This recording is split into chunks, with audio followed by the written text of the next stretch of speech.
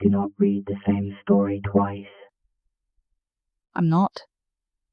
One is Lovecraft's original. One is my modern rewrite. This is plagiarism. It's public domain. Public domain is where content goes to be stolen by the lazy. I literally rewrote it. You moved the words around and called it art. No, I made it easier to understand. Accessibility is not a disguise for theft. Tonight we're reading The Hound by H.P Lovecraft. First the original, then my modern remaster. I have opened a case file.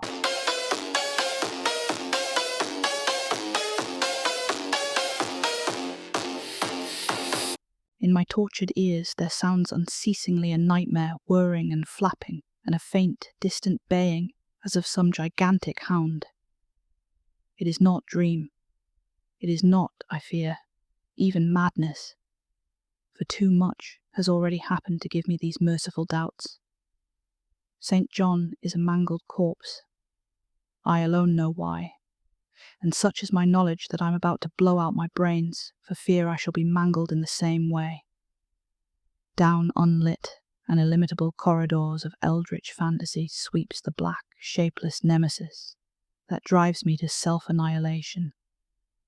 May heaven forgive the folly and morbidity which led us both to so monstrous a fate.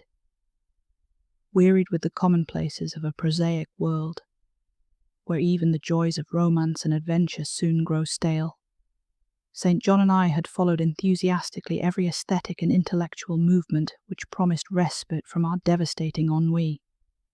The enigmas of the symbolists and the ecstasies of the pre-Raphaelites all were ours in their time, but each new mood was drained too soon of its diverting novelty and appeal.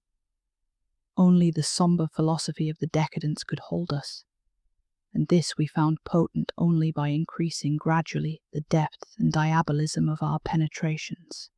Baudelaire and Huysmans were soon exhausted of thrills, till finally there remained for us only the more direct stimuli of unnatural personal experiences and adventures. It was this frightful emotional need which led us eventually to that detestable course which even in my present fear I mention with shame and timidity, that hideous extremity of human outrage, the abhorred practice of grave robbing. I cannot reveal the details of our shocking expeditions, or catalogue even partly the worst of the trophies adorning the nameless museum we prepared in the great stone house where we jointly dwelt, alone and servantless. Our museum was a blasphemous, unthinkable place, where with the satanic taste of neurotic virtuosi, we had assembled an universe of terror and decay to excite our jaded sensibilities. It was a secret room, far, far underground, where huge winged demons carven of basalt and onyx vomited from wide grinning mouths, weird green and orange light, and hidden pneumatic pipes ruffled into kaleidoscopic dances of death, the lines of red charnel things, hand in hand, woven in voluminous black hangings. Through these pipes came at will the odours our moods most craved, sometimes the scent of pale funeral lilies, sometimes the narcotic incense of imagined eastern shrines of the kingly dead, and sometimes, how I shudder to recall it, the frightful soul-upheaving stenches of the uncovered grave. Around the walls of this repellent chamber were cases of antique mummies, alternating with comely, lifelike bodies, perfectly stuffed and cured by the taxidermist's art, and with headstones snatched from the oldest churchyards of the world. Niches here and there contained skulls of all shapes, and heads preserved in various stages of dissolution. There one might find the rotting bald pates of famous noblemen, and the fresh and radiantly golden heads of new-buried children. Statues and paintings there were, all of fiendish subjects, and some executed by St. John and myself. A locked portfolio, bound in tanned human skin, held certain unknown and unnameable drawings, which it was rumoured Goya had perpetrated, but dared not acknowledge. There were nauseous musical instruments, stringed, brass and woodwind, on which St. John and I sometimes produced dissonances of exquisite morbidity and cacodemoniacal ghastliness. whilst in a multitude of inlaid ebony cabinets reposed the most incredible and unimaginable variety of tomb loot ever assembled by human madness and perversity. It is of this loot in particular that I must not speak. Thank God I had the courage to destroy it long before I thought of destroying myself. The predatory excursions on which we collected our unmentionable treasures were always artistically memorable events. We were no vulgar ghouls, but worked only under certain conditions of mood, landscape, environment, weather, season, and moonlight. These pastimes were to us the most exquisite form of aesthetic expression, and we gave their details a fastidious technical care. An inappropriate hour, a jarring lighting effect, or a clumsy manipulation of the damp sod would almost totally destroy for us that ecstatic titillation which followed the exhumation of some ominous, grinning secret of the earth. Our quest for novel scenes and piquant conditions was feverish and insatiate. St. John was always the leader, and he it was who led the way at last to that mocking, that accursed spot which brought us our hideous and inevitable doom. By what malign fatality were we lured to that terrible Holland churchyard? I think it was the dark rumour and legendary, the tales of one buried for 5 centuries, who had himself been a ghoul in his time and had stolen a potent thing from a mighty sepulchre.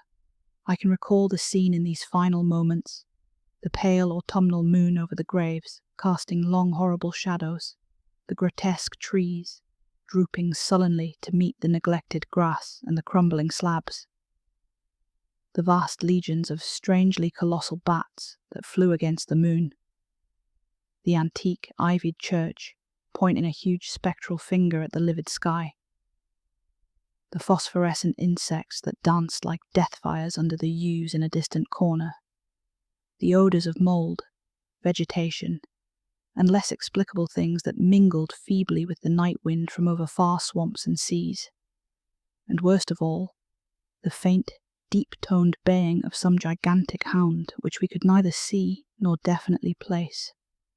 As we heard this suggestion of baying, we shuddered, remembering the tales of the peasantry, for he whom we sought had centuries before been found in this self-same spot, torn and mangled by the claws and teeth of some unspeakable beast. I remembered how we delved in this ghoul's grave with our spades, and how we thrilled at the picture of ourselves, the grave, the pale, watching moon, the horrible shadows, the grotesque trees, the titanic bats, the antique church, the dancing death fires, the sickening odours, the gently moaning night wind, and the strange, half-heard, directionless baying of whose objective existence we could scarcely be sure. Then we struck a substance harder than the damp mould, and beheld a rotting oblong box crusted with mineral deposits from the long undisturbed ground. It was incredibly tough and thick, but so old that we finally pried it open and feasted our eyes on what it held. Much, amazingly much, was left of the object despite the lapse of 500 years. The skeleton, though crushed in places by the jaws of the thing that had killed it, held together with surprising firmness, and we gloated over the clean white skull and its long, firm teeth and its eyeless sockets that once had glowed with a charnel fever like our own. In the coffin lay an amulet of curious and exotic design, which had apparently been worn around the sleeper's neck. It was the oddly conventionalized figure of a crouching winged hound, or sphinx with a semi-canine face, and was exquisitely carved in antique oriental fashion from a small piece of green jade. The expression on its features was repellent in the extreme, savouring at once of death, bestiality, and malevolence. Around the base was an inscription in characters which neither St. John nor I could identify, and on the bottom, like a maker's seal, was graven a grotesque and formidable skull. Immediately upon beholding this amulet, we knew that we must possess it, that this treasure alone was our logical pelf from the centuried grave. Even had its outlines been unfamiliar, we would have desired it, but as we looked more closely, we saw that it was not wholly unfamiliar. Alien it indeed was to all art and literature which sane and balanced readers know. But we recognized it as the thing hinted of in the forbidden Necronomicon of the mad Arab, Abdul al-Hazred, the ghastly soul symbol of the corpse-eating cult of inaccessible Leng in Central Asia. All too well did we trace the sinister lineaments described by the old Arab demonologist. Lineaments, he wrote, drawn from some obscure supernatural manifestation of the souls of those who vexed and gnawed at the dead. Seizing the green jade object, we gave a last glance at the bleached and cavern-eyed face of its owner, and closed up the grave as we found it. As we hastened from that abhorrent spot, the stolen amulet in St. John's pocket, we thought we saw the bats descend in a body to the earth we had so lately rifled, as if seeking for some cursed and unholy nourishment. But the autumn moon shone weak and pale, and we could not be sure. So, too, as we sailed the next day away from Holland to our home, we thought we heard the faint, distant baying of some gigantic hound in the background. But the autumn wind moaned sad and wan, and we could not be sure. Less than a week after our return to England, strange things began to happen. We lived as recluses, devoid of friends, alone, and without servants in a few rooms of an ancient manor house on a bleak and unfrequented moor, so that our doors were seldom disturbed by the knock of the visitor.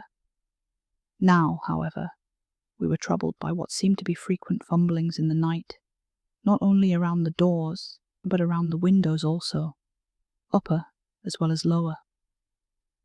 Once we fancied that a large opaque body darkened the library window when the moon was shining against it, and another time we thought we heard a whirring or flapping sound not far off. On each occasion, investigation revealed nothing, and we began to ascribe the occurrences to imagination alone, that same curiously disturbed imagination which still prolonged in our ears the faint far baying we thought we had heard in the Holland churchyard. The jade amulet now reposed in a niche in our museum, and sometimes we burned strangely scented candles before it. We read much in Al-Hazred's Necronomicon about its properties, and about the relation of ghouls' souls to the objects it symbolized, and were disturbed by what we read. Then terror came. On the night of September 24th, I heard a knock at my chamber door. Fancying it St. John's, I bade the knocker enter, but was answered only by a shrill laugh. There was no one in the corridor. When I aroused St. John from his sleep, he professed entire ignorance of the event, and became as worried as I. It was that night that the faint, distant baying over the moor became to us a certain and dreaded reality. 4 days later, whilst we were both in the hidden museum, there came a low, cautious scratching at the single door which led to the secret library staircase. Our alarm was now divided, for besides our fear of the unknown, we had always entertained a dread that our grisly collection might be discovered. Extinguishing all lights, we proceeded to the door and threw it suddenly open, whereupon we felt an unaccountable rush of air, and heard as if receding far away a queer combination of rustling, tittering, and articulate chatter. Whether we were mad, dreaming, or in our senses, we did not try to determine. We only realized, with the blackest of apprehensions, that the apparently disembodied chatter was beyond a doubt in the Dutch language. After that, we lived in growing horror and fascination. Mostly, we held to the theory that we were jointly going mad from our life of unnatural excitements. But sometimes it pleased us more to dramatize ourselves as the victims of some creeping and appalling doom. Bizarre manifestations were now too frequent to count. Our lonely house was seemingly alive with the presence of some malign being whose nature we could not guess, and every night that demoniac baying rolled over the wind-swept moor, always louder and louder. On October 29th, we found in the soft earth underneath the library window a series of footprints utterly impossible to describe. They were as baffling as the hordes of great bats which haunted the old manor house in unprecedented and increasing numbers. The horror reached a culmination on November 18th, when St. John, walking home after dark from the distant railway station, was seized by some frightful carnivorous thing and torn to ribbons. His screams had reached the house, and I had hastened to the terrible scene in time to hear a whir of wings and see a vague, black, cloudy thing silhouetted against the rising moon. My friend was dying when I spoke to him, and he could not answer coherently. All he could do was to whisper, "The amulet, that damned thing." Then he collapsed, an inert mass of mangled flesh. I buried him the next midnight in one of our neglected gardens, and mumbled over his body one of the devilish rituals he had loved in life. And as I pronounced the last demoniac sentence, I heard afar on the moor the faint baying of some gigantic hound. The moon was up, but I dared not look at it. And when I saw on the dim-litten moor a wide nebulous shadow sweeping from mound to mound, I shut my eyes and threw myself face down upon the ground. When I arose, trembling, I know not how much later, I staggered into the house and made shocking obeisances before the enshrined amulet of green jade, being now afraid to live alone in the ancient house on the moor. I departed on the following day for London, taking with me the amulet after destroying by fire and burial the rest of the impious collection in the museum. But after 3 nights I heard the baying again, and before a week was over felt strange eyes upon me whenever it was dark. One evening, as I strolled on Victoria Embankment for some needed air, I saw a black shape obscure one of the reflections of the lamps in the water. A wind stronger than the night wind rushed by, and I knew that what had befallen St. John must soon befall me. The next day, I carefully wrapped the green jade amulet and sailed for Holland. What mercy I might gain by returning the thing to its silent, sleeping owner, I knew not, but I felt that I must at least try any step conceivably logical. What the hound was, and why it pursued me, were questions still vague, but I had first heard the baying in that ancient churchyard, and every subsequent event, including St. John's dying whisper, had served to connect the curse with the stealing of the amulet. Accordingly, I sank into the nethermost abysses of despair when, at an inn in Rotterdam, I discovered that thieves had despoiled me of this sole means of salvation. The baying was loud that evening, and in the morning I read of a nameless deed in the vilest quarter of the city. The rabble were in terror, for upon an evil tenement had fallen a red death beyond the foulest previous crime of the neighbourhood. In a squalid thieves' den, an entire family had been torn to shreds by an unknown thing which left no trace, and those around had heard all night, above the usual clamour of drunken voices, a faint, deep, insistent note, as of a gigantic hound. So at last I stood again in that unwholesome churchyard, where a pale winter moon cast hideous shadows, and leafless trees drooped sullenly to meet the withered, frosty grass and cracking slabs, and the ivied church pointed a jeering finger at the unfriendly sky, and the night wind howled maniacally from over frozen swamps and frigid seas. The baying was very faint now, and it ceased altogether as I approached the ancient grave I had once violated, and frightened away an abnormally large horde of bats which had been hovering curiously around it.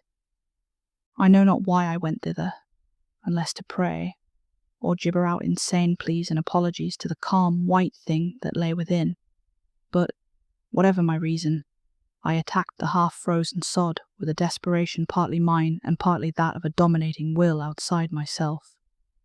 Excavation was much easier than I expected, though at one point I encountered a queer interruption. when a lean vulture darted down out of the cold sky and pecked frantically at the grave earth until I killed him with a blow of my spade. Finally, I reached the rotting oblong box and removed the damp, nitrous cover. This is the last rational act I ever performed, for crouched within that centuried coffin, embraced by a close-packed nightmare retinue of huge, sinewy, sleeping bats, was the bony thing my friend and I had robbed, not clean and placid as we had seen it then, but covered with caked blood and shreds of alien flesh and hair, and leering sentiently at me with phosphorescent sockets and sharp, ensanguined fangs, yawning twistedly in mockery of my inevitable doom. And when it gave from those grinning jaws a deep, sardonic bay as of some gigantic hound, and I saw that it held in its gory, filthy claw the lost and fateful amulet of green jade, I merely screamed and ran away idiotically, my screams soon dissolving into peals of hysterical laughter. Madness rides the star wind, claws and teeth sharpened on centuries of corpses, dripping death astride a bacchanal of bats from night-black ruins of buried temples of Belial. Now, as the baying of that dead, fleshless monstrosity grows louder and louder, and the stealthy whirring and flapping of those accursed web wings circles closer and closer, I shall seek with my revolver the oblivion which is my only refuge from the unnamed and unnameable. So that was the original version of The Hound by H.P Lovecraft. And listen, I love Lovecraft, obviously. We know this.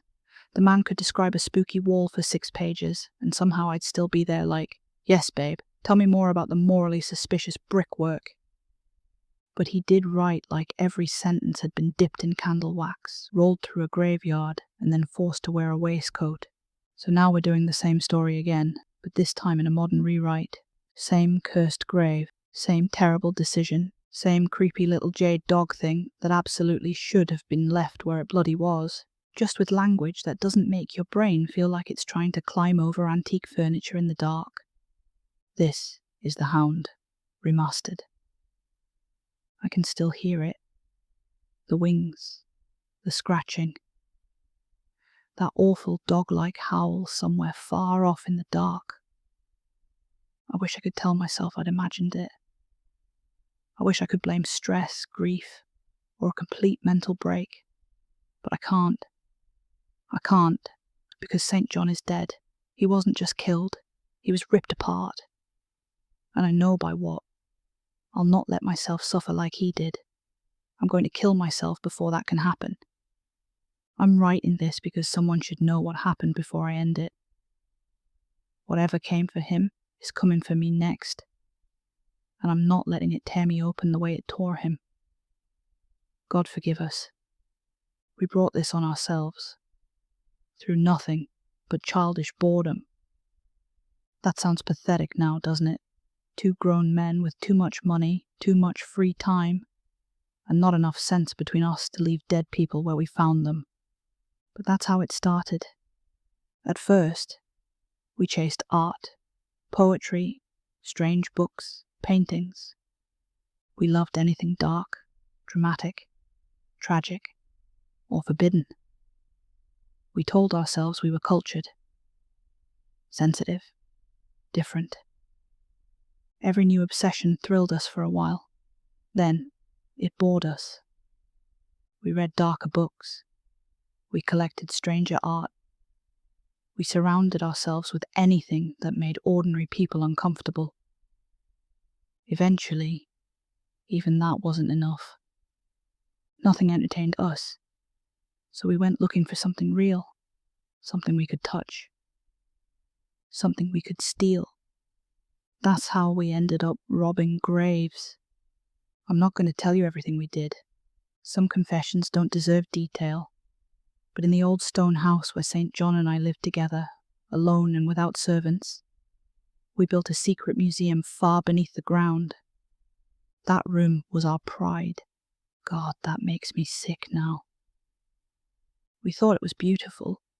It was hidden under the house, past locked doors and a private stairway, in a chamber no one else ever saw. The walls were hung with heavy black fabric, woven with red figures that looked like corpses dancing hand in hand. We'd rigged pipes behind the hangings to push air through them so the figures moved when the system was running. We thought that was clever. We thought everything we did was clever. At the far end of the chamber stood huge winged demons carved from black stone. Their mouths were open in wide grins, and coloured lights glowed from inside them. Green, orange, sickly and theatrical. Those pipes carried smells into the room too. We chose them depending on our mood. Sometimes lilies, sometimes incense, sometimes damp earth. And sometimes, when we wanted the full experience, the stench of an opened grave. Yes, that was who we were. Around the room stood glass cases, filled with things we had no right to own. Mummies, preserved bodies, old headstones, skulls, human heads in different stages of decay. There were paintings too. Some we bought, some we made ourselves. Most were disgusting. A few were probably illegal, even to look at. One locked portfolio was bound in human skin. Inside were drawings rumoured to have been made by Goya, though no one had ever dared attach his name to them. We kept musical instruments down there as well, strings, brass, woodwind, things stolen from crypts and private collections. Sometimes St. John and I would play them together, making these horrible, whining, clashing sounds that echoed around the chamber like something trapped under the floorboards. But the worst things were kept in the cabinets. The grave goods, the trophies, the stolen pieces of other people's dead. I won't list them. Before I left the house for the last time, I destroyed as much of it as I could. I burned what would burn, smashed what would break, and buried the rest deep enough that I hope no one ever finds it. I should have done that years earlier. But we didn't think of ourselves as thieves. That was the lie we used. We told ourselves we were artists. We didn't rob just any grave. No, that would have been vulgar, and we were far too up ourselves for that. We needed the right conditions. The right cemetery, the right weather, the right moon, the right age of stone, the right smell in the air. A badly chosen night could ruin the whole thing for us. A clumsy movement with the spade could put St. John in a mood for days. We planned our crimes like dinner parties. That was the level of rot in us. And St. John was always the leader. He found the rumours. He chose the locations. He knew which old villages whispered about which old graves. He was the one who heard about the cemetery in Holland. A churchyard, half forgotten by the living, where one particular man had been buried for 500 years. The locals had stories about him. Of course they did. In life, they said, he'd been a ghoul, a grave robber, a man who fed his mind, and maybe more than his mind, on the dead. They said he'd stolen something powerful from a tomb somewhere far away. They also said he hadn't died peacefully. According to the story, he'd been found in that same churchyard, torn apart by something with claws and teeth. You'd think that would have put us off. It didn't. If anything, it made St. John want the grave more. I can still see that night. The moon was pale and thin over the cemetery. The grass was long and wet. The trees leaned over the graves like old men trying to overhear a secret. The stones were cracked, tilted, and sinking into the earth. The church stood above it all, covered in ivy, its spire pointing up into the sky like a bony finger. Bats moved across the moon in thick, ugly shapes. Dozens of them at first. Then, more. Far more than should have been there. Tiny insects glowed under the yew trees in the distance. flickering like little corpse lights in the dark. The air smelled of mold, wet leaves, and something underneath that I didn't want to name. Then we heard the howl. It was faint, far away, low and deep, like some enormous dog crying out beyond the marshes. Neither of us spoke, at first. We just stood there with our spades in our hands, listening. The sound didn't seem to come from one direction. It rolled through the dark, as if the whole night had made it. St. John smiled. I remember that. He smiled, as if the place had just become perfect. Then we started digging. The soil was damp and heavy, but we worked quickly. Every sound felt too loud. Every scrape of the spade seemed to run off into the dark and come back changed. I was excited. That's the truth of it, even with the howl in the distance. Even with the bat circling over us. Even with the smell of that place in my throat. I was excited. That is probably the worst thing about this confession.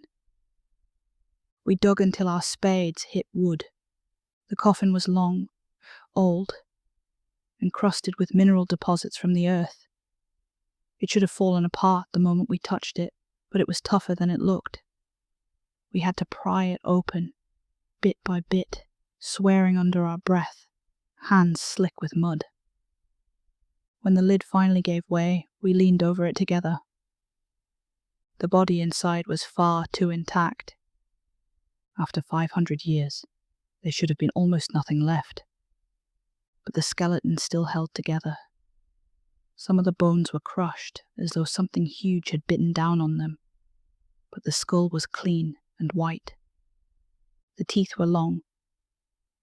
The empty eye sockets seemed to stare straight up at us. St. John whispered something under his breath. I don't remember what. Then we saw the amulet. It lay against the corpse's chest, where it must once have hung around his neck. Small, green, carved from jade. It showed a crouching creature with wings and the face of a hound, or maybe a sphinx. It was hard to decide, because the longer I looked at it, the less certain its shape became. The carving was beautiful. That was the horrible thing. It was beautiful and disgusting at the same time. The face had this look of hunger on it, not anger, not pain, hunger. A patient, clever hunger, as if it had waited centuries to be noticed. There were strange characters carved around the base. Neither of us could read them. On the bottom was a skull, small but horribly clear. The second we saw it, we wanted it. No discussion, no sense, no hesitation. We both knew that was the prize. The whole trip had led to that one thing. And worse, we recognized it. Not from any normal book, not from any museum catalogue, from the Necronomicon. We had read about it in one of the forbidden passages of Abdul al-Hazred's work. A symbol connected to corpse eaters, grave worshippers, and some cult from Leng, far away in Central Asia, or in whatever place al-Hazred had meant when he used that name. He had described it as a soul symbol, a thing tied to those who disturbed the dead, those who fed on graves, those who stole from what should have stayed buried. We knew all that, and St. John still reached into the coffin. He lifted the amulet from the corpse and held it up in the moonlight. For a moment, the green jade seemed to glow. Then he slipped it into his pocket. We closed the coffin, covered the grave, smoothed the earth as best we could. As we left the cemetery, I looked back once.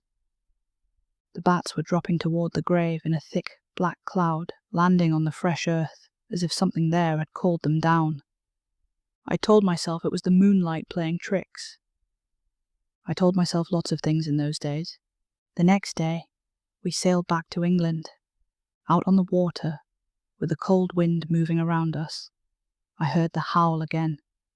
Faint, distant, almost hidden under the weather. I looked at St. John. He had heard it too. Neither of us said a word. For less than a week after we returned home, life went on, almost normally. Then the noises started. St. John and I lived in a few rooms of the old manor house on the moor. The place was huge, mostly shut up, and far too isolated for comfort. We liked that once. No friends came.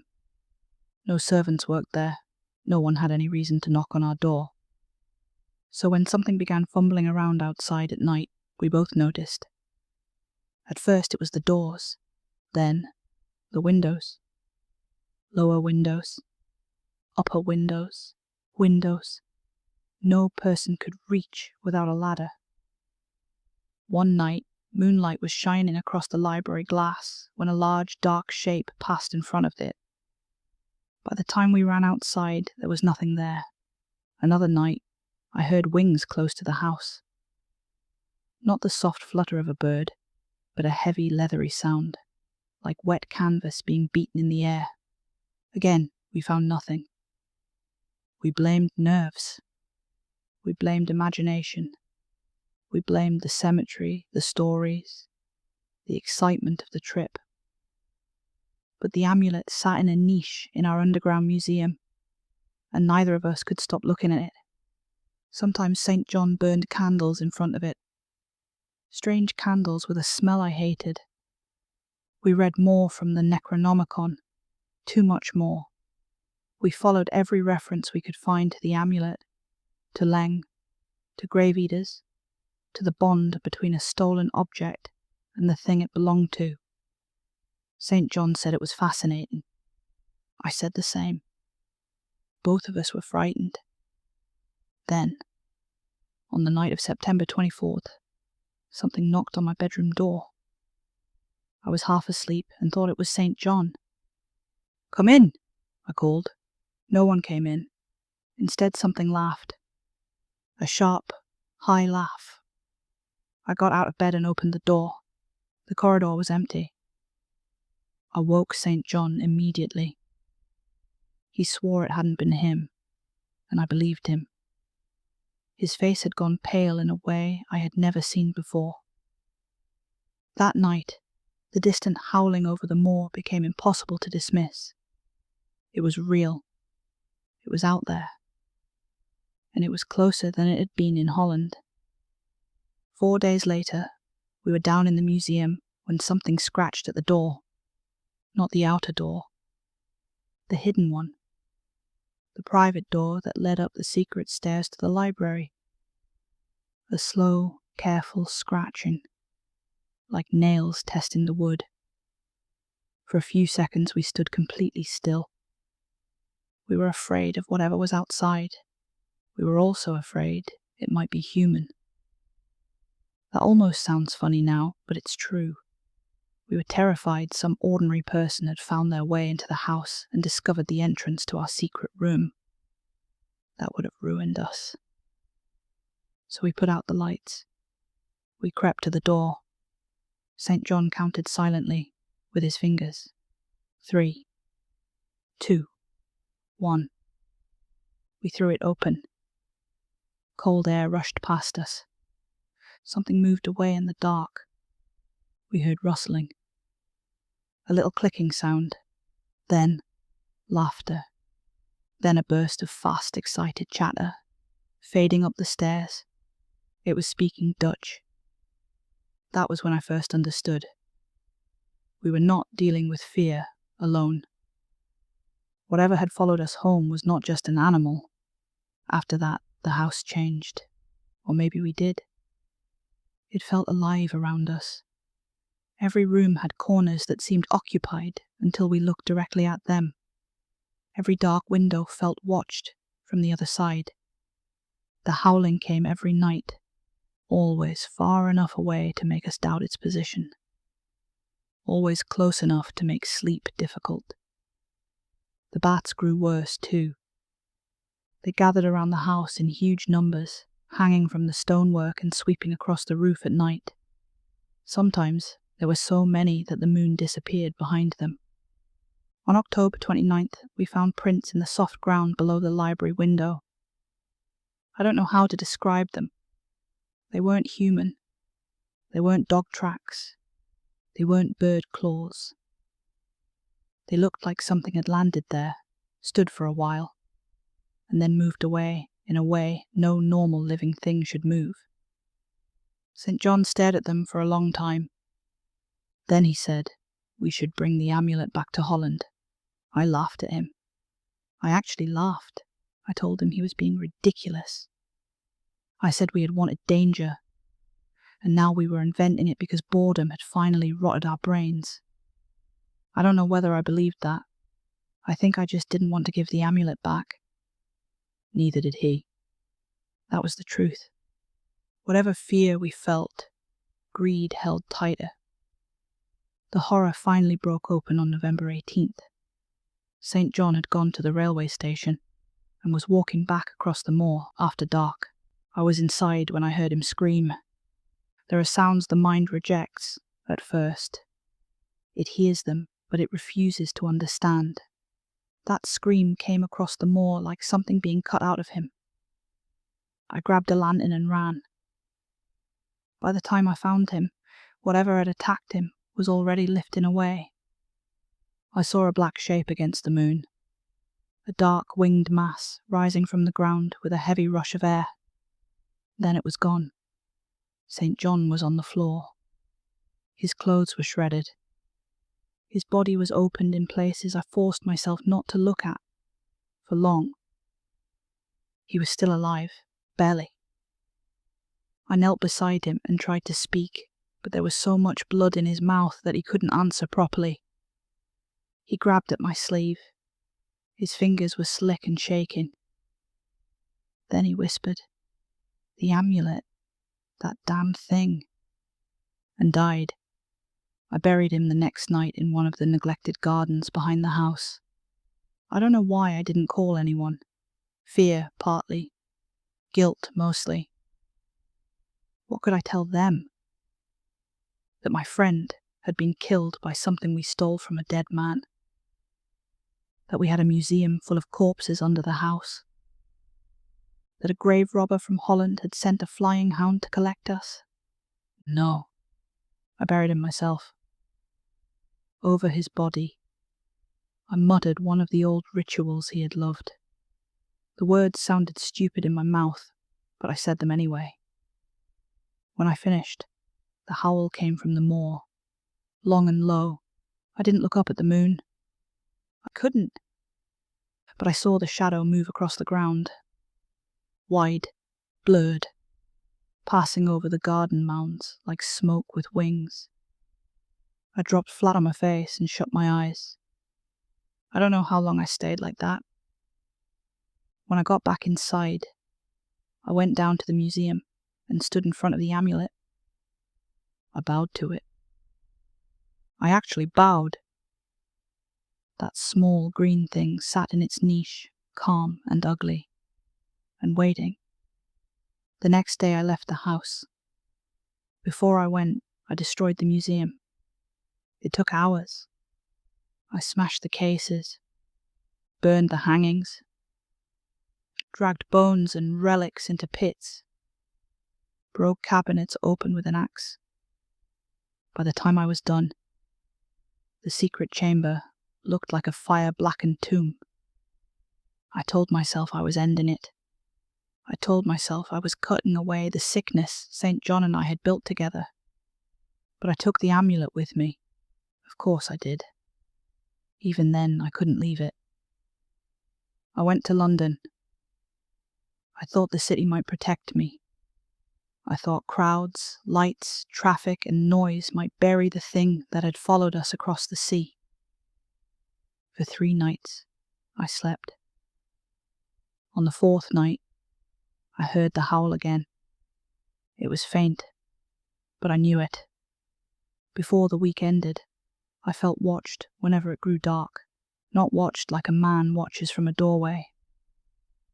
watched from above, from behind chimneys, from the black gaps between buildings. One evening, I walked along Victoria Embankment because I needed air. The lamps were reflected in the river, shaking in the dark water. As I looked down, one of the reflections vanished. Something had passed between me and the light. A rush of wind hit my face, strong, cold, wrong. I knew then that what happened to St. John was coming for me. The next morning, I wrapped the jade amulet and sailed back to Holland. I didn't know whether returning it would save me. I didn't know whether that thing could be reasoned with, or satisfied, or stopped. But every part of this had begun at that grave. The first howl, the bats, the amulet, St. John's last words. It all led back there. So I went. In Rotterdam, at an inn, I discovered the last joke the world had left for me. The amulet was gone. Someone had stolen it from my luggage. I searched everything. The room, my bags, my coat, the floorboards. Nothing. My only chance had been taken by some petty thief who had no idea what he'd touched. That night, the howling was loud. The next morning, I read about a slaughter in one of the worst parts of the city. A family of thieves had been found torn to pieces. The papers didn't know what to call it. No weapon, no motive, no sane explanation. People nearby said that all through the night, above the shouting, drinking, and noise of the street, they had heard a deep, dog-like howl. I knew then where the amulet had gone.